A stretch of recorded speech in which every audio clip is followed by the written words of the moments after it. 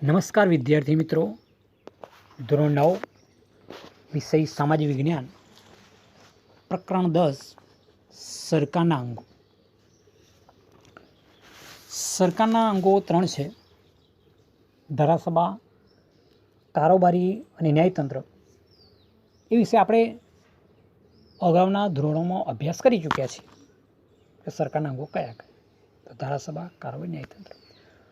હવે એ જે અંગો છે એ અંગોના કાર્યો વિશે વિસ્તૃત ચર્ચા અથવા એ અંગોની રચના કેવી રીતે થાય છે, તેઓ શું કાર્ય કરે છે, તેમની સત્તાઓ કઈ કઈ છે, તેમના વચ્ચે કેવા કેવા સંબંધો છે, એનો આપણે ચર્ચા કરવાની છે. કે સરકારના 3 અંગો: ધારાસભા, કારોબારી, ન્યાયતંત્ર. ધારાસભાની રચના કેવી રીતે થાય છે, કારોબારની રચના કેવી થાય છે અને ન્યાયતંત્રની રચના કેવી થાય, અને તેઓ શું કાર્ય કરે છે, તેમની પાસે કઈ કઈ સત્તાઓ છે, આ ત્રણેય અંગો વચ્ચે પરસ્પર સંબંધો કેવા છે, એની ચર્ચા આ પ્રકરણમાં આપણે કરવાની છે. સરકારના મૂળભૂત હેતુઓમાં એક હેતુ કાયદો અને વ્યવસ્થા જાળવણી દ્વારા લોકોની સુખાકારી અને સલામતી સાધવાનો છે. રાજ્ય સરકાર છે એના જે મૂળભૂત હેતુઓ છે, કોઈ પણ રાજ્ય સરકાર, કેન્દ્ર સરકાર હોય, એનો જે વહીવટ ચાલતો હોય કે એનો જે કંઈક હેતુઓ હોય, આના હેતુઓમાં એક હેતુ કાયદો અને વ્યવસ્થાની જાળવણી દ્વારા લોકોની સુખાકારી અને સલામતી સાધવાનો છે. કે સરકારે જે અંગો આપ્યા એ અંગો શું કાર્ય કરે છે, એમનો શું હેતુ છે, એ હેતુઓ સિદ્ધ કરવા માટે કાયદો અને વ્યવસ્થાની જાળવણી દ્વારા લોકોની સુખાકારી અને સલામતી સાધવાનો છે. કે લોકોને કેવી સગવડ આપવી, એની સલામતી કેવી રીતે જાળવવી, આ તમામ જે હેતુઓ છે એ હેતુઓ આ અંગો દ્વારા સિદ્ધ થઈ શકે છે. લોકોનું સર્વોત્તમમુખી કલ્યાણ સાધીને તેમના સ્વાતંત્ર્ય અને મૂળભૂત હકોનું જતન અને રક્ષણ કરવાનું છે. કે લોકોનું વધારે કલ્યાણ કઈ રીતે સાધી શકાય, એટલે આપણે કહીએ લોકોનું સર્વોત્તમમુખી વિકાસ, બધી રીતે એમનો જે વિકાસ થાય, એમનું કલ્યાણ થાય, એ માટે સ્વાતંત્ર્ય અને મૂળભૂત હકોનું જતન અને રક્ષણ કરવાનો હેતુ છે. રાજ્યના ગતિશીલ વિકાસની અર્થે, સિદ્ધિ અર્થે સરકારના 3 અંગોમાં ધારાસભા, કારોબારી અને ન્યાયતંત્ર વચ્ચે પરસ્પર ઐક્ય, સહકાર અને સંકલન સ્થાપિત કરી સરકાર અસરકારક અને કાર્યક્ષમ શાસન કરી શકે છે. એટલે આપણે જોયું કે રાજ્યના ગતિશીલ વિકાસની સિદ્ધિ અર્થે જે કરવાનું હોય કે આપણે વિકાસશીલ છે, તો એના વિકાસ માટે જે અંગો કામ કરે છે, ધારાસભા, કારોબારી અને ન્યાયતંત્ર, તો એમની વચ્ચે પરસ્પર ઐક્ય હોવું જોઈએ, સહકાર અને સંકલન હોવું જોઈએ. કે આ સહકાર, સંકલન અને ઐક્ય સ્થાપિત કરીને સરકાર પોતાના અસરકારક અને કાર્યક્ષમ શાસન કરી શકે છે. ધારાસભા, ધારા એટલે કાયદા ઘડવાનું, કારોબારી ઘડેલા કાયદાઓનો અમલ કરવાનો, અને ન્યાયતંત્ર કાયદાનો ભંગ કરનારને સજા અથવા દંડ કરવાનું કાર્ય કરે છે. આ 3 અંગોનું સંકલન, સહકાર એકબીજા સાથે જોડાયેલું છે, એક પરસ્પર એકબીજા સાથે સંબંધો કેળવેલા છે. કે ધારાસભાનું કાર્ય છે કાયદા ઘડવાનું. એ કાયદા જે ઘડ્યા છે એ ઘડેલા કાયદાઓનો અમલ કરાવવાનું કામ એ કારોબારીનું છે. અને કાયદા જે ઘડ્યા છે એનો અમલ કર્યા પછી એનો કાયદાનું પાલન થાય છે કેમ? કાયદો ભંગ કરવાને દંડ અથવા સજા કરવાનું કાર્ય ન્યાયતંત્ર કરે છે. એટલે આપણા ભારતીય બંધારણની જે વાત કરીએ તો આપણા જે ધારાસભાએ સંઘ એટલે કે કેન્દ્ર કક્ષાએ સંસદ, રાજ્યોમાં વિધાનગૃહો,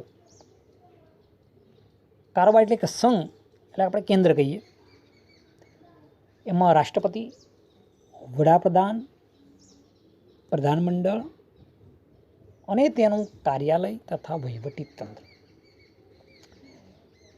એ જ પ્રમાણે રાજ્ય કક્ષાએ રાજ્યપાલ, મુખ્યપ્રધાન અને તેનું પ્રધાનમંડળ, તેનું કાર્યાલય અને વહીવટી તંત્ર એકબીજા સાથે ગાઢ રીતે સંકળાયેલા છે.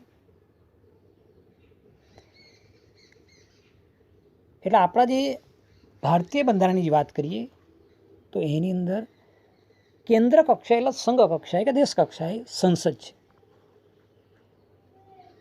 અને રાજ્યમાં વિધાનગૃહો છે.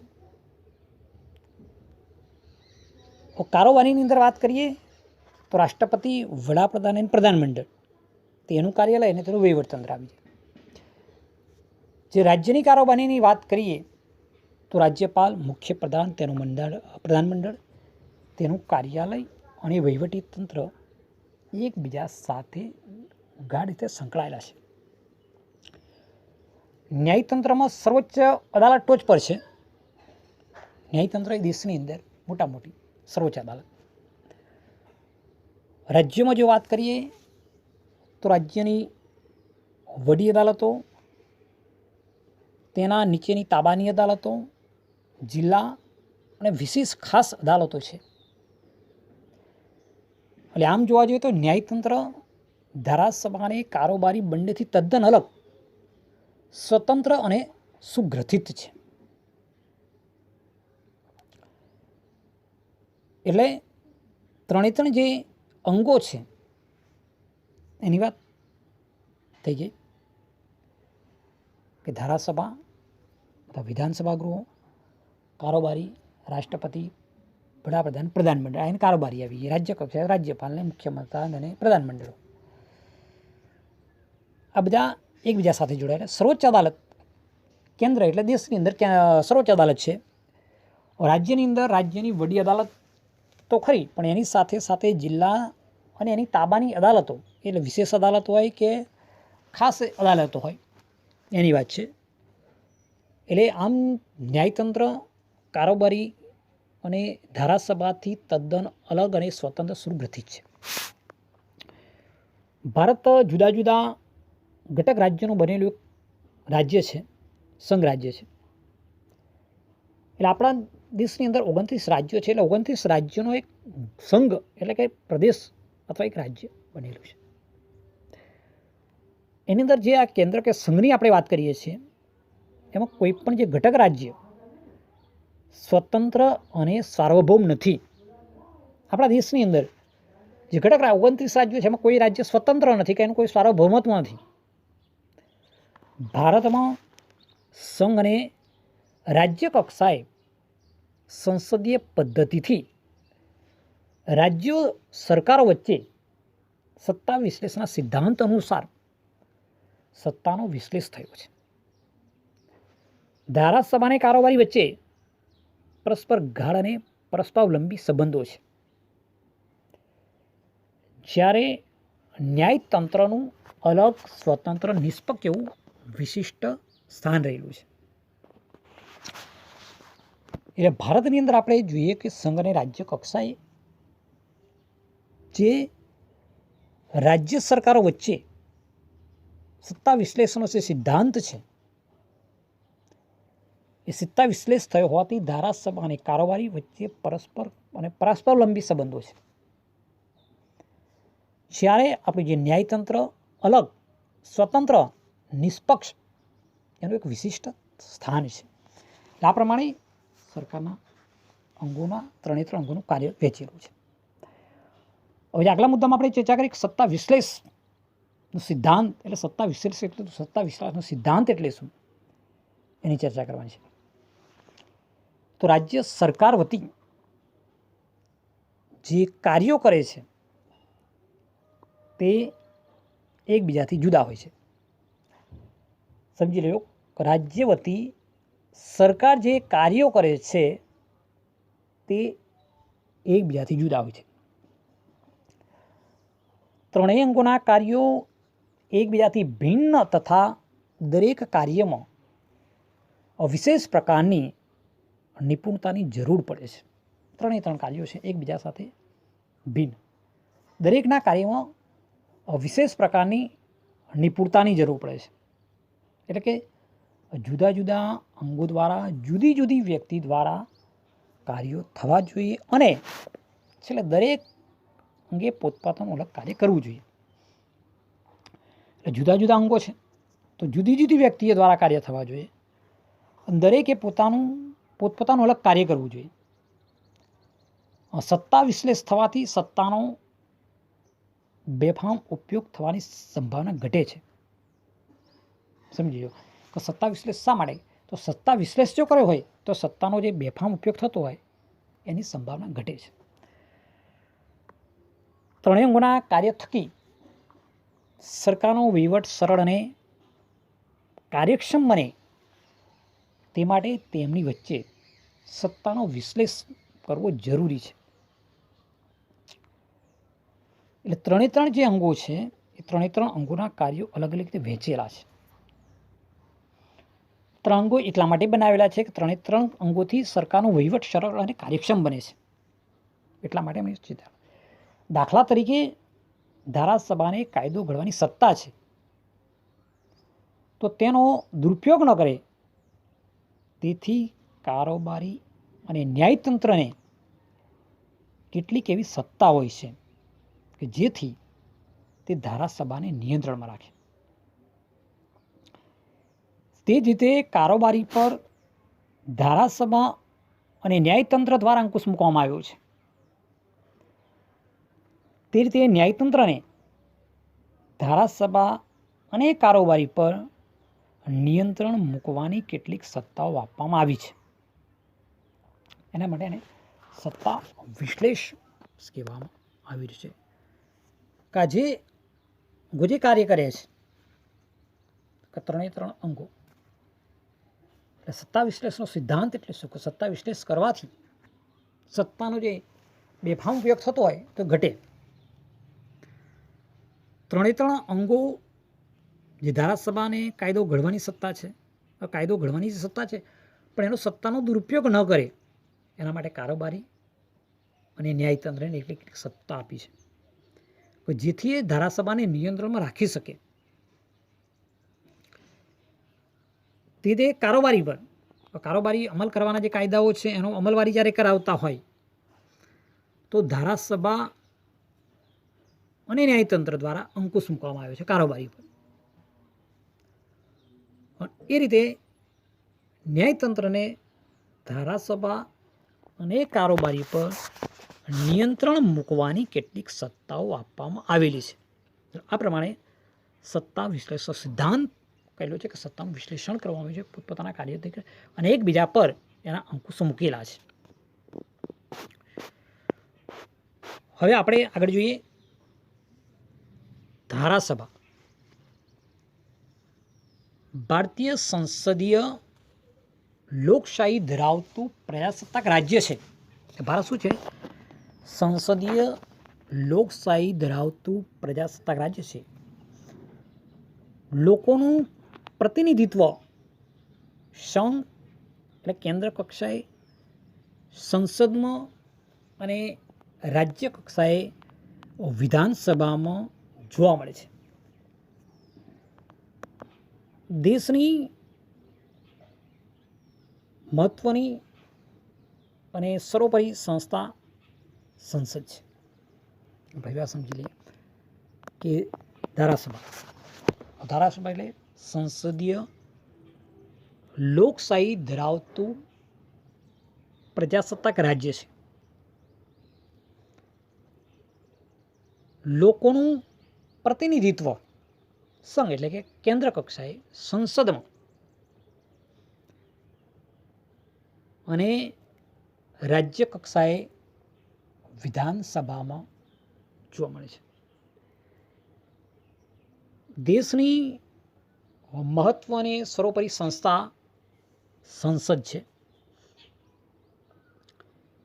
એટલે ભારતીય સંસદમાં રાષ્ટ્રપતિ, ઉપરાષ્ટ્રપતિ, રાજ્યસભા અને લોકસભાનો સમાવેશ થાય છે.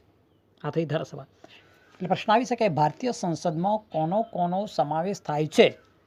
તો ભારતીય સંસદમાં રાષ્ટ્રપતિ, ઉપરાષ્ટ્રપતિ, રાજ્યસભા અને લોકસભાનો સમાવેશ થાય છે.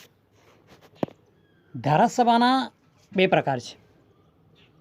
એટલે એકગૃહી ધારાસભા અને દ્વિગૃહી ધારાસભા.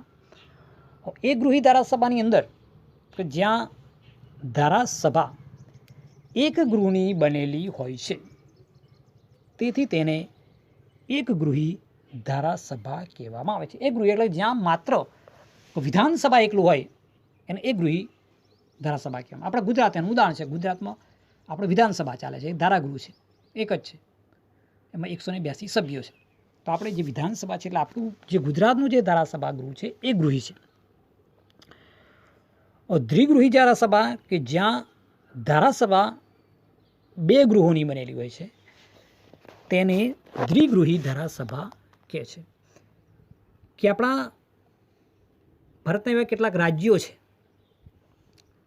કે ત્યાં આગળ એ ધારાસભા બે ગૃહની બનેલી છે, તેથી તેને દ્વિગૃહી ધારાસભા કહે છે. સંઘ એટલે કેન્દ્ર કક્ષાએ ધારાસભાનું ઉપલું ગૃહ રાજ્યસભા છે, જ્યારે નીચલા ગૃહને લોકસભા કહે છે. એ સમજી લો, રાજ્યસભા એ ઉપલું ગૃહ છે અને લોકસભા એ નીચલું ગૃહ છે. એટલે આપણા કેન્દ્ર સરકાર રાજ્ય કક્ષાએ ધારાસભાના બે ગૃહો, રાજ્યસભા અને લોકસભા. ઉપલું ગૃહ રાજ્યસભા છે, નીચલું ગૃહ લોકસભા છે. એ પ્રમાણે રાજ્ય કક્ષાએ જે ધારાસભા એટલે કે વિધાનસભા અને વિધાન પરિષદ એમ બે ગૃહ હોય છે. એટલે રાજ્ય કક્ષાએ ધારાસભા કરી એટલે વિધાનસભા કહેવાય, અને બીજું વિધાન પરિષદ. જેમ કે કેન્દ્ર કક્ષાએ રાજ્યસભા અને લોકસભા છે, એ પ્રમાણે રાજ્ય કક્ષાએ ધારાસભા એટલે કે વિધાનસભા અને વિધાન પરિષદ એમ ગૃહ હોય છે. એટલે મોટાભાગના રાજ્યોની અંદર આપણે જોઈએ તો એક જ ગૃહ વિધાનસભા એકલું હોય છે, જ્યારે બિહાર, ઉત્તર પ્રદેશ અને મહારાષ્ટ્ર જેવા રાજ્યોની અંદર વિધાન પરિષદ પણ છે. એટલે આ ત્રણ રાજ્યો એવા છે કે ત્યાં આગળ દ્વિગૃહી ધારાસભા છે. એવા રાજ્યો છે બિહાર, ઉત્તર પ્રદેશ અને મહારાષ્ટ્ર. આ રાજ્યોમાં વિધાન પરિષદ પણ છે. કે આ રાજ્યો દ્વિગૃહી ધારાસભા ધરાવે છે. એની અંદર ધારાસભા એટલે કે વિધાનસભા અને વિધાન પરિષદ એમ બે ગૃહ હોય છે. એટલે ઉત્તર પ્રદેશ, બિહાર અને મહારાષ્ટ્ર આ રાજ્યો દ્વિગૃહી ધારાસભા ધરાવે છે. હવે આપણે આગળ જોઈએ કેન્દ્ર કક્ષાએ ધારાસભા એટલે કે સંસદ એટલે કે લોકસભા. એ આપણે સમજવાનો મુદ્દો છે કે આપણા દેશમાં કેન્દ્ર કક્ષાએ ધારાસભા સંસદ, પણ લોકસભા એ સંસદનું નીચલું ગૃહ છે. લોકસભામાં સભ્યો પ્રત્યક્ષ મતદાનથી ચૂંટાયેલા લોકોના પ્રતિનિધિઓ છે. લોકસભામાં સભ્યોની સંખ્યા 545 છે, જેમાં 2 સભ્યો એંગ્લો ઇન્ડિયન સમુદાયના પ્રતિનિધિઓ છે, જેમની પસંદગી રાષ્ટ્રપતિ કરે છે. સમજી લેજો, લોકસભા એ નીચલું ગૃહ છે. એનો આપણે પ્રત્યક્ષ મતદાનથી આપણે આપણા પોતાના ચૂંટાયેલા પ્રતિનિધિને લોકસભા મોકલીએ છીએ. લોકસભાની સભ્ય સંખ્યા 545 છે. એમાં 543ની ચૂંટણી કરવામાં આવે છે અને 2 સભ્યો છે એંગ્લો ઇન્ડિયન સમુદાયમાંથી એની પસંદગી રાષ્ટ્રપતિ કરે છે. રાષ્ટ્રપતિ એ સંસદ એટલે કે લોકસભાને રાજ્યસભાનો એક ભાગ છે. આપણા જે રાષ્ટ્રપતિ છે એ સંઘના અંગભૂત ગણાય છે, સંસદના. એટલે લોકસભા અને રાજ્યસભા એ બંને સંસદ છે. જો કે રાષ્ટ્રપતિ સંસદમાં સંસદની પ્રથમ બેઠકનું ઉદ્ઘાટન પ્રવચન અને સંસદની સંયુક્ત બેઠકને સંબોધન કરે, તે સિવાય ક્યારેય હાજરી આપતા નથી. એટલે જ્યારે સંસદનું સત્ર બોલાવવાનું હોય ત્યારે સંસદની પ્રથમ બેઠકનું ઉદ્ઘાટન એમના પ્રવચનથી કરતા હોય છે. જ્યારે સંસદની સંયુક્ત બેઠકનું સંબોધન કરવાનું હોય ત્યારે પણ રાષ્ટ્રપતિ હાજર રહે, તે સિવાય ક્યારેય હાજરી આપતા નથી. રાષ્ટ્રપતિ સંસદના બંને ગૃહોનું સત્ર બોલાવે છે, ગૃહોને મોકૂફ રાખે છે, તેમજ લોકસભાનું વિસર્જન કરવાની સત્તા પણ ધરાવે છે. સંસદના બંને ગૃહોમાં 3 વાચનમાંથી પસાર થયેલા ખરડા ઉપર રાષ્ટ્રપતિની સહી થાય ત્યારે ખરડો કાયદો બને છે. લોકસભાએ કાયમી ગૃહ નથી. તેની મુદત 5 વર્ષની હોય છે. ઘણીવાર તે સિવાય તેનું વહેલું વિસર્જન પણ કરવામાં આવેલ હોય, તો કોઈ એવા પ્રશ્નો હોય ત્યારે લોકસભાનું વહેલું વિસર્જન કરવામાં પણ આવતું હોય છે. એટલે જે આપણા રાષ્ટ્રપતિ છે એ સંસદના બંને ગૃહોનું સત્ર બોલાવવાનું, પછી એ સત્ર બોલ્યા પછી ગૃહ મોકૂફ રાખવાની તેમજ લોકસભાનું વિસર્જન કરવાની સત્તા તેઓ ધરાવે છે. સંસદ એટલે કે લોકસભા અને રાજ્યસભાની અંદર 3 વાચનમાંથી પસાર થયેલા ખરડા ઉપર રાષ્ટ્રપતિની સહી થાય ત્યાર પછી ખરડો કાયદો બને છે. લોકસભાએ કાયમી ગૃહ નથી, એટલે લોકસભાની મુદત 5 વર્ષની હોય છે. એટલે ઘણીવાર એની 5 વર્ષ પહેલાં પર તેનું વિસર્જન કરવામાં આવેલું હોય છે. ભારતીય સંસદે બંધારણમાં દર્શાવેલી મર્યાદામાં રહીને પોતાની સત્તાઓ ભોગવવાની છે. તેથી બંધારણે સર્વોપરી છે, બંધારણને સર્વોપરી માનવામાં આવે છે. સંસદ નથી એટલે આપણે યાદ રાખો, ખાલી આવે તો બંધારણ સર્વોપરી છે, સંસદ સર્વોપરી નથી એવું. એટલે સંસદે ઘડેલા કાયદાઓમાં બંધારણીય જોગવાઈનો ભંગ થતો હોય, વિસંગત હોય તો તેને અદાલતમાં પડકારી શકાય છે. જો અદાલતને એમ ખાતરી થાય છે કે તેનાથી બંધારણની જોગવાઈનો ભંગ થયો છે તો તેને ગેરબંધારણીય ગણીને રદબાતલ ઠેરવી શકે છે કે સંસદે જે બનાવ્યા છે પણ એની અંદર મર્યાદા, બંધારણની જે મર્યાદા છે એમાં રહીને એ સત્તાઓ ભોગવવાની છે. પણ ક્યારેક એનો જે ભંગ થતો હોય, અંદર કોઈ વિસંગતતા આપણને જોવા મળતી હોય તો એને અદાલતમાં પડકારી શકાય છે. પરંતુ અદાલતને એમ ખાતરી થાય કે તેનાથી બંધારણીય જોગવાઈનો ભંગ થયો છે તો તેને ગેરબંધારણીય ઘડીને રદ બાદલ ઠેરવી શકાય છે. હવે આપણે આગળનો મુદ્દો લઈએ, સંસદ સભ્યની લાયકાતો. આ ખાસ અગત્યનો છે કે અહીંયા સંસદ સભ્યના જ્યારે મુદ્દો આવે ત્યારે આવે કે સંસદ સભ્યની લાયકાત જણાવો, પછી રાજ્યસભાના સભ્યો એમ, તો આપણે અહીંયા સમજવાનું છે કે લોકસભાના સભ્ય તરીકે લાયકાત મુજબ તે ભારતીય નાગરિક હોવું જોઈએ. પહેલાં પહેલો એની લાયકાત કે કોઈ પણ વ્યક્તિ જ્યારે સંસદની અંદર ઊભો છે કે એને લોકસભાના સભ્ય તરીકે ચૂંટાવવું છે તો પહેલાં તો એ ભારતીય નાગરિક હોવો જોઈએ.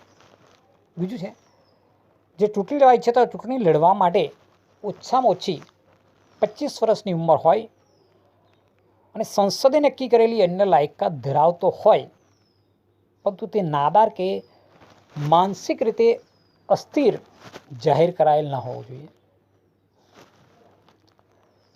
કેન્દ્ર કે રાજ્ય સરકારમાં સંવેદન હોદ્દો ધરાવતો હોય, સક્ષમ અદાલત દ્વારા ગુનેગાર પુરવાર ન થયેલો હોય તેવી વ્યક્તિ સંસદમાં ઉમેદવારી કરી શકે છે. આટલા એની લાયકાતો હોવી જરૂરી છે. બીજું છે, સંસદની 2 બેઠકો વચ્ચે 6 માસથી વધુ સમયગાળો પસાર ન થાય એ રીતે ગૃહોની બેઠક બોલાવવી પડે છે. લોકસભાનું વિસર્જન વડાપ્રધાનથી સલાહથી રાષ્ટ્રપતિ કરે છે. લોકસભાનું વિસર્જન એ કરવાનું આવે તેની મુદત પૂરી કોઈ પણ વેલાસર, ત્યારે વડાપ્રધાનની સલાહથી રાષ્ટ્રપતિ લોકસભાનું વિસર્જન કરી શકે છે. જે ગૃહનો સભ્ય હોય તે વ્યક્તિ તે ગૃહની કાર્યવાહીમાં ભાગ લઈ શકે છે અને મતદાન કરી શકે છે. જ્યારે ગૃહની કાર્યવાહી જ્યાં શરૂ હોય તો જે ગૃહનો સભ્ય હોય તે જ ગૃહની અંદર એ કાર્યવાહીમાં ભાગ લઈ શકે છે અને મતદાન કરી શકે છે. પરંતુ મંત્રીમંડળનો કોઈ સભ્ય સંસદના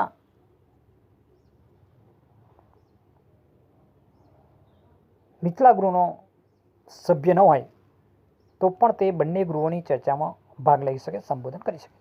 એટલે મંત્રીમંડળનો કોઈ સભ્ય છે એટલે સંસદના નીચલા ગૃહનો સભ્ય ન હોય, એટલે કે લોકસભાનો સભ્ય નથી, તો પણ એ બંને ગૃહોની ચર્ચામાં ભાગ લઈ શકે, સંબોધન કરી શકે છે.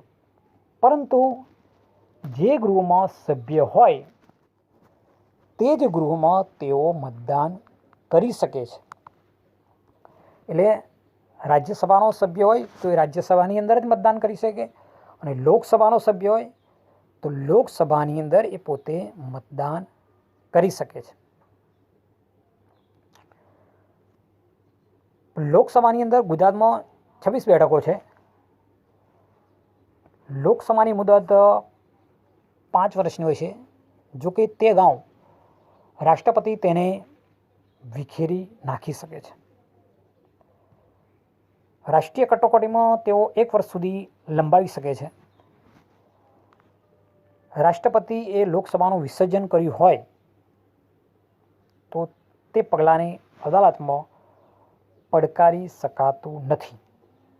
આ સંસદ સભ્યોની લાયકાતની વાત થઈ કે ભારતનો નાગરિક હોવો જોઈએ, ચૂંટણી લડવા માટે ઓછામાં ઓછી 25 વર્ષની ઉંમર હોવી જોઈએ, કે નાદાર કે અસ્થિર મગજનો જાહેર ન કરાયેલો હોય, રાજ્ય સરકારનો સંવેતન પગારદાર ન હોવો જોઈએ અને અદાલત સમક્ષ ગુનેગાર ન હોવો જોઈએ. આટલી બાબતો એમાં ધ્યાન આપવાની છે. લોકસભાની અંદર ગુજરાતની 26 બેઠકો છે. લોકસભાની મુદત 5 વર્ષની હોય છે, પરંતુ ક્યારેક રાષ્ટ્રપતિ એને અગાઉ પણ વિખેરી નાખતા હોય છે. એટલે રાષ્ટ્રીય કટોકટીમાં તેઓ 1 વર્ષ સુધી એને લંબાવી શકે છે. રાષ્ટ્રપતિ એ લોકસભાનું વિસર્જન કર્યું હોય તો એને ક્યારેક અદાલતમાં પડકારી શકાતું નથી કે ભાઈ રાષ્ટ્રપતિએ વિસર્જન કર્યું છે તો અદાલતમાં ના જઈ શકાય, કે એમની પોતાની સત્તા છે એ સત્તા દ્વારા એ લોકસભાનું વિસર્જન કરી શકે છે. હવે આગલો મુદ્દો છે આપણે કોરમ. કોરમ એટલે શું? કોરમ કોને કહેવામાં આવે છે તો સમજવાનું છે કે ગૃહની જે કાર્યસાધક સંખ્યા, એટલે ગૃહનું જે કામકાજ હાથ ધરવાનું હોય એને ચાલુ રાખવા માટે કુલ સભ્યોમાંથી હાજર સભ્યોની સંખ્યા આપણે લોકસભાની અંદર જોઈએ તો કુલ સભ્ય સંખ્યા 545 છે.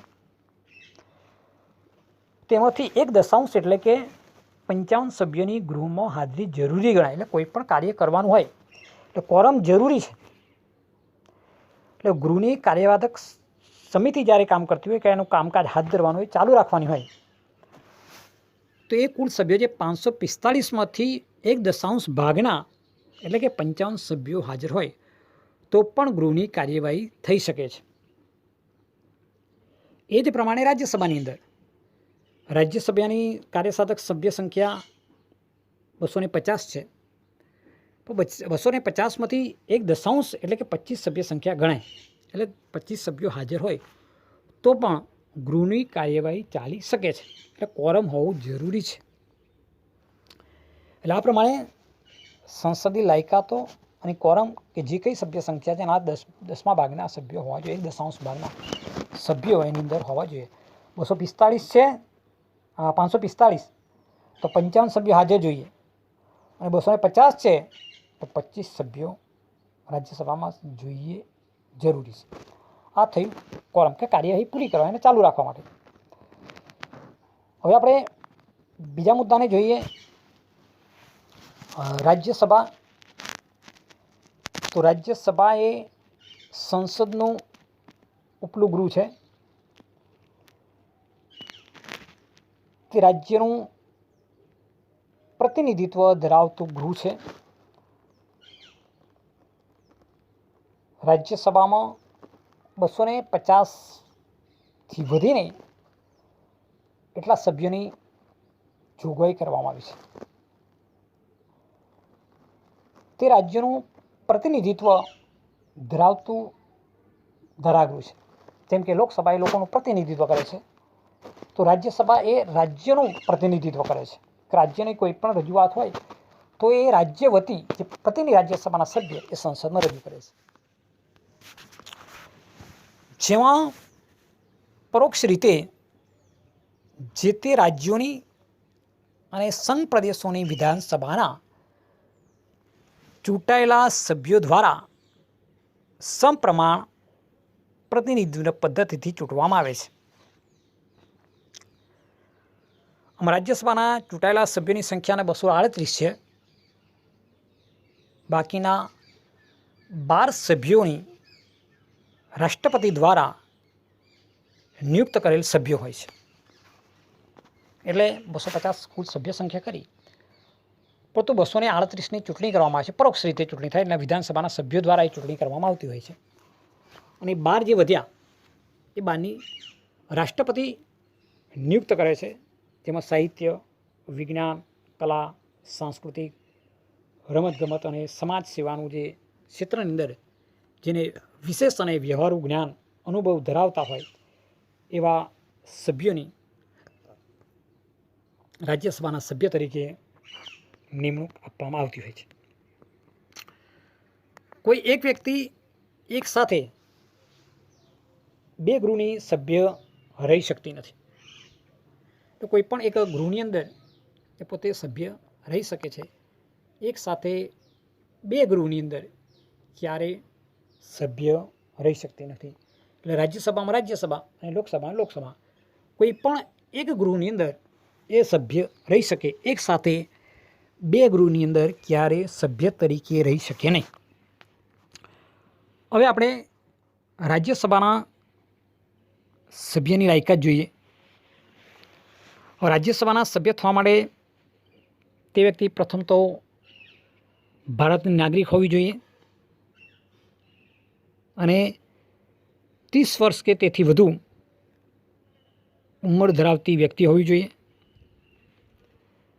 તે નાદાર, માનસિક અસ્થિર મગજની કે સજા પામેલ ગુનેગાર હોવો જોઈએ નહીં. સરકારી સંસ્થાઓમાં સંવેતન કે નફાકારક કોઈ હોદ્દો ધરાવતી હોવી જોઈએ નહીં. રાજ્યસભામાં ગુજરાતને 11 બેઠકો ફાળવવામાં આવી છે. રાજ્યસભા એ કાયમી ગૃહ છે. તેનું વિસર્જન થતું નથી કે તેને વિખેરી શકાતું નથી. રાજ્યસભાના 1/3 સભ્યો દર બીજા વર્ષે નિવૃત્ત થાય છે. એટલી સભ્ય સંખ્યામાં સભ્યોની ચૂંટણી કરવામાં આવે છે. આમ રાજ્યસભાના સભ્ય વધુમાં વધુ 6 વર્ષ માટે સભ્ય તરીકે રહી શકે છે. જો કે તેઓ ફરી ચૂંટાવાને કે પસંદગીને પાત્ર હોય છે. એટલે જે લોકસભાના સભ્યોની વાત કરી એ પ્રમાણે રાજ્યસભાના સભ્યની લાયકાત એક તો ભારતનો નાગરિક હોવો જોઈએ, 30 વર્ષ કે વધુ વધની ઉંમર હોવું જોઈએ, નાદાર કે અસ્થિ મગજનો ન હોવો જોઈએ, ગુનેગાર ન હોવું જોઈએ, સવેતન કે નફાકારક પગારદાર ન હોવું જોઈએ. આ છે આપણા ગુજરાતની અંદર એમની રાજ્યસભાની 11 બેઠકો છે. રાજ્યસભા એ કાયમી ગૃહ છે, એનું વિસર્જન થતું નથી. પણ દર 2 વર્ષે 1/3 સભ્યો નિવૃત્ત થાય છે અને એટલા સભ્યોની ચૂંટણી કરવામાં આવે છે. રાજ્યસભાનો સભ્યની મુદત વધુમાં વધુ 6 વર્ષ માટે એની રહી શકે છે અને ફરી એની કામગીરી સારી હોય તો ફરી ચૂંટાવા પાત્ર અને પસંદગી પાત્ર છે. હવે આપણે જોઈએ તો સંસદના જે સામાન્ય રીતે વર્ષમાં 3 સત્રો મળે છે. એક તો અંદાજપત્ર, ચોમાસું સત્ર અને શિયાળુ સત્ર. ભારતના જે ઉપરાષ્ટ્રપતિ હોદ્દાની રૂએ રાજ્યસભાના ચેરમેન એટલે કે સભાપતિ છે, જ્યારે ડેપ્યુટી ચેરમેન એટલે કે ઉપસભાપતિની ચૂંટણી રાજ્યસભાના સભ્યો પોતાનામાંથી કરે છે. રાજ્યસભાના પ્રથમ ચેરમેન ડૉક્ટર સર્વપલ્લી રાધાકૃષ્ણન હતા. એટલે આ પ્રમાણે બંને ગૃહોની અંદર એટલે રાજ્યસભા હોય કે લોકસભા વર્ષમાં 3 વાર એમના સત્ર બોલાવવામાં આવે છે. અંદાજપત્ર, ચોમાસું સત્ર અને શિયાળુ સત્ર. ભારતના જે ઉપરાષ્ટ્રપતિ છે એ હોદ્દાની રૂએ રાજ્યસભાના સભાપતિ છે. ડેપ્યુટી જે ચેરમેન છે ઉપરાષ્ટ્રપતિની એ રાજ્યસભાના સભ્યોમાંથી પોતાની પસંદગી કરે છે અને ભારતના સર્વપ્રથમ સભાપતિ રાજ્યસભાના ડૉક્ટર સર્વપલ્લી રાધાકૃષ્ણન હતા. હવે આપણે બીજો એક મહત્ત્વનો મુદ્દો જોઈ લઈએ. લોકસભાના સ્પીકર એટલે કે અધ્યક્ષ કે લોકસભાનું કામકાજ વ્યવસ્થિતપણે ચોક્કસ નીતિ નિયમો અનુસાર ચાલે તે જોવાનું, ગૃહમાં શિસ્ત, વ્યવસ્થા અને ગૃહનું ગૌરવ જાળવવાનું મુખ્ય કાર્ય લોકસભાના સ્પીકરનું છે, એટલે લોકસભાના અધ્યક્ષનું. કે લોકસભા જ્યારે મળતી 545 સભ્યો હોય તો એનું જે કામકાજ વ્યવસ્થિત ધોરણે ચાલવું જોઈએ, એના જે નીતિ નિયમો છે એ અનુસાર ચાલવું જોઈએ, ગૃહમાં શિસ્ત જાળવવી, વ્યવસ્થા અને ગૃહનું સંચાલન એનું ગૌરવ જાળવવું એ સ્પીકરનું મુખ્ય કાર્ય છે. લોકસભાના સભ્યો પોતાનામાંથી જ અધ્યક્ષ અને ઉપાધ્યક્ષને ચૂંટે છે. અધ્યક્ષ લોકસભાની બેઠકો દરમિયાન ગૃહનું અધ્યક્ષપદ સંભાળીને તેની કાર્યવાહીનું સંચાલન અને નિયમન કરે છે. અધ્યક્ષ સભ્યો પાસે લોકસભામાં શિસ્ત પાલનની અપેક્ષા રાખે છે. તેઓ ગૃહની મર્યાદાના રક્ષક છે. તેમના નિર્ણયો ગૃહમાં આખરી અને અંતિમ છે.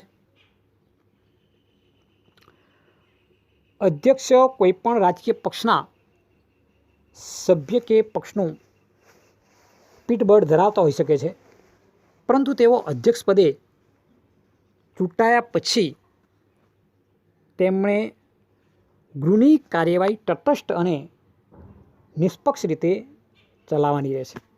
એટલે અધ્યક્ષ છે કોઈ પણ રાજ્ય પક્ષનું એમનું પીઠબળ હોય છે, પણ જ્યારે અધ્યક્ષ પદે આવ્યા પછી એમણે જ્યારે ગૃહની કાર્યવાહી જ્યારે કરવાની હોય તો તટસ્થ અને નિષ્પક્ષ રીતે ચલાવવી પડે છે.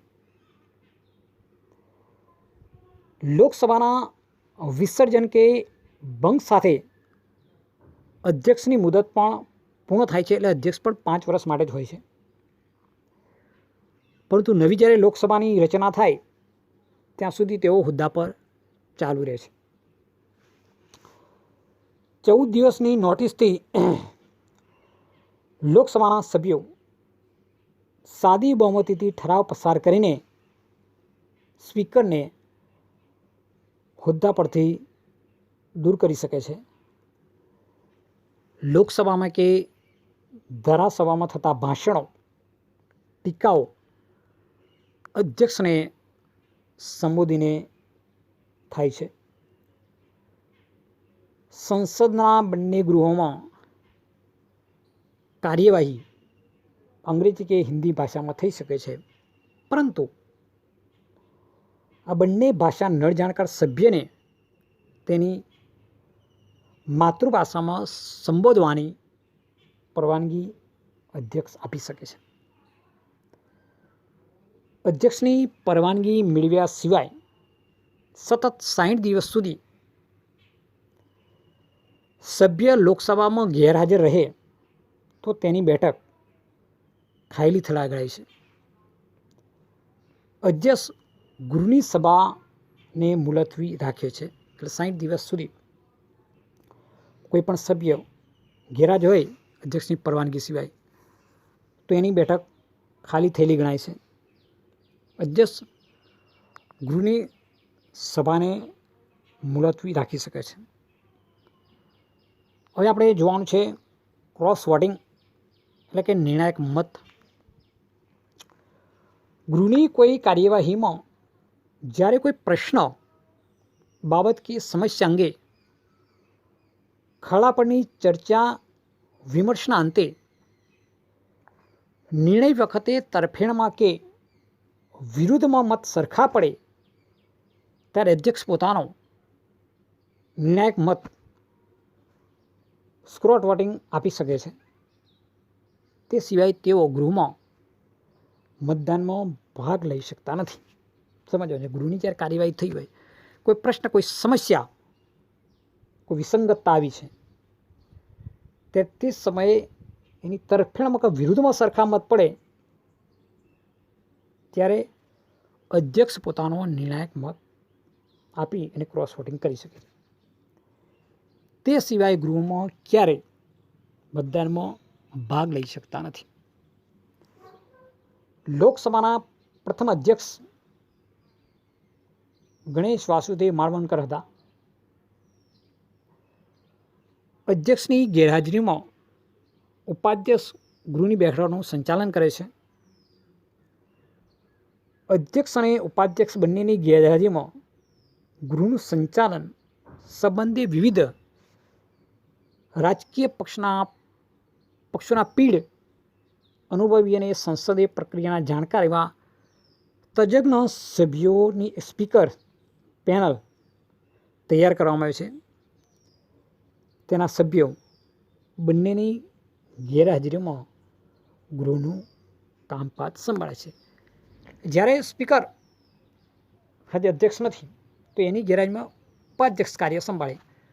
પણ કદાચ એવા કોઈ સંજોગ છે ઉપાધ્યક્ષ અને અધ્યક્ષ અને ઉપાધ્યક્ષ બંને ગેરહાજર છે અને ગૃહની કાર્યવાહી આપણે શરૂ કરવાની છે, તો એ સમયે રાજકીય પક્ષોના જે પીઢ નેતાઓ હોય, અનુભવી હોય, સંસદીય પ્રક્રિયાના જાણકાર હોય, તો એ વ્યક્તિઓની એક સ્પીકરની પેનલ બનાવેલી હોય. એ પેનલ તૈયાર કરવામાં, એ પેનલ દ્વારા સંસદના બંને ગૃહોનું કામકાજ એ સંભાળી શકે. એટલે ગૃહની કામકારી સંભાળે છે કે અધ્યક્ષ અને ઉપાધ્યક્ષ ગેરહાજર છે તેવા સમયે આ સ્પીકર્સ પેનલ ગૃહની કાર્યકાજ સંભાળે છે. એટલે આ પ્રમાણે ક્રોસ વોટિંગ અને અધ્યક્ષનું શું કાર્ય એની આપણે ચર્ચા કરેલી છે. એટલે આજના આ પાઠની અંદર આપણે જે મુદ્દા ચર્ચા છે એની અંદર સત્તા વિશ્લેષણનો સિદ્ધાંત, ધારાસભા, એકગૃહી ધારાસભા, દ્વિગૃહી ધારાસભા, કેન્દ્ર કક્ષાએ ધારાસભા, સંસદીય લોકસભા, સંસદ સભ્યોની લાયકાત, રાજ્યસભા લાયકાત, લોકસભાના સ્પીકર અને ક્રોસ વોટિંગ આટલા પ્રશ્નોનો મુદ્દાની આપણે ચર્ચા કરી છે. એની અંદર જોઈ લઈએ સત્તા વિશ્લેષણનો સિદ્ધાંત એટલે પ્રશ્ન સ્વાધ્યાયમાં છે. સાંસદની લાયકાત કેવી કેવી, લોકસભા અને રાજ્યસભાની કાર્યસાધક સભ્ય સંખ્યા કેટલી છે, રાજ્યસભાના સભ્યોની પસંદગી રીતે અને સ્પીકર ગૃહ મર્યાદા રક્ષક છે. આ બાબતો આપણે ચલાવી છે. એની તમારે વાંચી લેવાનું PDF અને જે પાઠ્યપુસ્તક છે એનો અભ્યાસ કરશો તો આપણને ખ્યાલ આવશે. તૈયારી કરવાની સાથે સાથે લખવાની પણ પદ્ધતિ રાખવાની છે. આજે આપણે આટલા સુધી રાખીશું. બાકીના મુદ્દાની ચર્ચા હવે પછીના તાસમાં કરીશું. ત્યાં સુધી અસ્તુ.